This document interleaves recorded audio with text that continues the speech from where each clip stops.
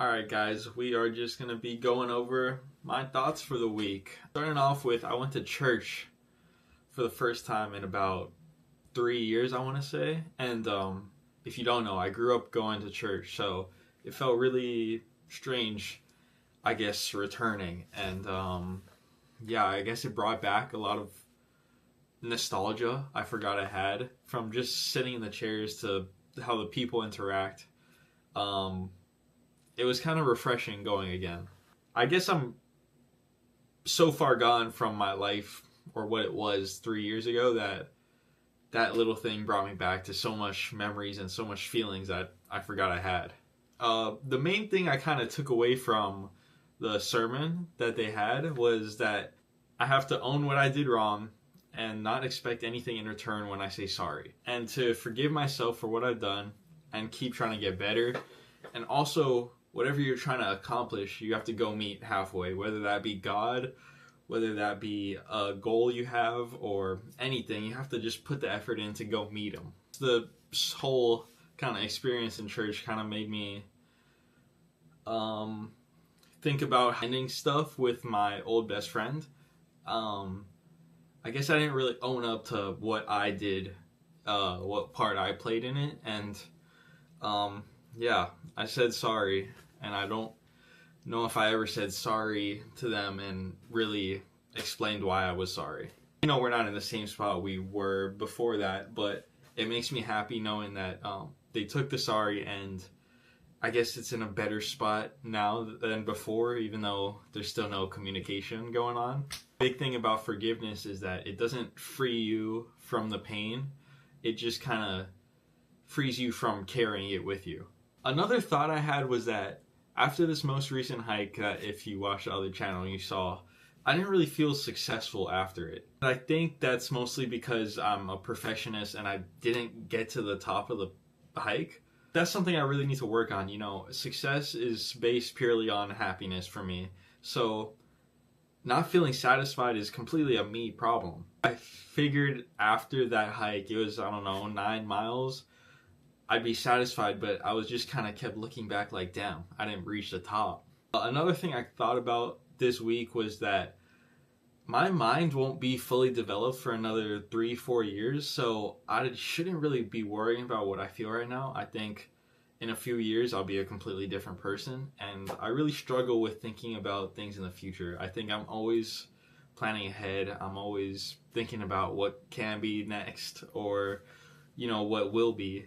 And I think for now, at least, knowing that I won't even be developed for another 3-4 years is kind of calming, knowing that I'm going to change, and I'm confident that I'm going to change for the better. And I've really been trying to stick to, like, if I'm looking for something else, then I should look somewhere else. That really shows in my life. I guess I wasn't really satisfied sitting in my room all day, and I looked somewhere else. I've been hiking pretty much every chance I can get. Another thought I had was that it's kind of interesting that I don't work out, sort of say. I think I do so many things in my life to be more desirable or higher percentile, more rare or admirable as a person. Like, I don't drink, I don't smoke, I don't really be going out to like clubs or parties or none of that. But I think working out is something that would objectively just bring me to the next percentile, like desirable, I guess. And I guess it's kind of weird that I just don't do that. I think I work really hard at being really well-rounded in my life, and whether that be with money or, you know, my health, besides working out, like drinking and stuff, or just how I am as a person. I think I hold myself really well, which I guess maybe I should look into working out more. Another thought I had was that I really just do not relate to any type of woman at all. And especially now, like, I feel like it's a sign of the times, really, but I find it so hard to relate to women my age or around my age. It just seems so inconceivable to me.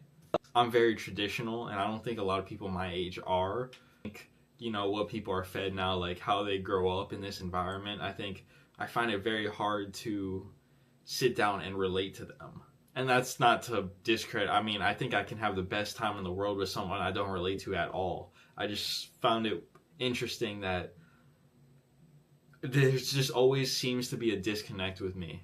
Something that happened this week was that I was talking to a friend about hanging out, and it almost felt like they implied I would only have a good day if I was hanging out with them.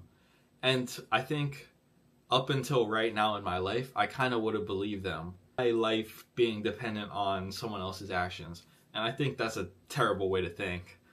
I think I've just been choosing to live a good life, and I think it's fully a choice. Believing in yourself that you're going to have a good day with or without whoever else is in it, and you're going to have a good life with or without whoever else is in it. And I think another thing that kind of represents that is taste. Growing up, I did not eat a lot of stuff, and I guess recently, maybe a little while ago, maybe 2 years, sort of say, I think I started trying more foods. And it's interesting because when you go into eating a new food, you kind of subconsciously think, at least I do, that this is going to be good or this is going to be bad. And I think that completely changes the taste in your head. You can extrapolate that into your own life, whether you should just be going into everything thinking it's going to be amazing, this is going to be the best food, or like best day of your life. I think the world we're in right now, it forces like so many feelings out of you every single day. Like people really struggle to keep it together and really enjoy just the simple things in life because everything is just draining you, whether that be your phone, the TV, your just overall mind. Like you can't even focus for more than 7 seconds. I think it's all just draining. The world moves so fast now, you have to keep up with so much, and it's really nice to just sit back. And I think that's something I love so much about nature, is it just brings you back to a place where you're not getting drained. It feels like you're being rejuvenated, or do something that you love so much that you're getting full up, you're not getting taken away from. Interesting that I was listening to a podcast, and language affects so much of how we see the world. Staying hopeful and saying you're going to be all right is so important to say out loud into the world, or write down, or do whatever you got to do. What's so beautiful is that in other language, say you're describing a lake in English, you use the term like the water is still, or whatever it may be to describe that lake. If you take it to another language, they might have the same words you would use to describe a lake in English. They would say them in their own language, but it would be more romanticized. And that would change how they physically see the lake. And I think that's so beautiful, and I think it's so special that the words you say and the way to describe anything is all in your head, and you can see the world in whatever way you want to see it. It's so amazing that language shapes your thoughts, and you can frame life or the world in whatever way you want to see it. With the man I am today, I think I'm so passionate, and I'm always trying to do something, and I think that's something I was really missing in relationships. I really rely on the person, and maybe I wouldn't really have much of a life without them. And I think that can kind of drain the other person so much. And looking back, I thought today about an argument I had with my ex on the marsh. And she was kind of just saying, I don't do too much, which was very true at the time. I think it would have helped every point in my life to be more passionate and do more.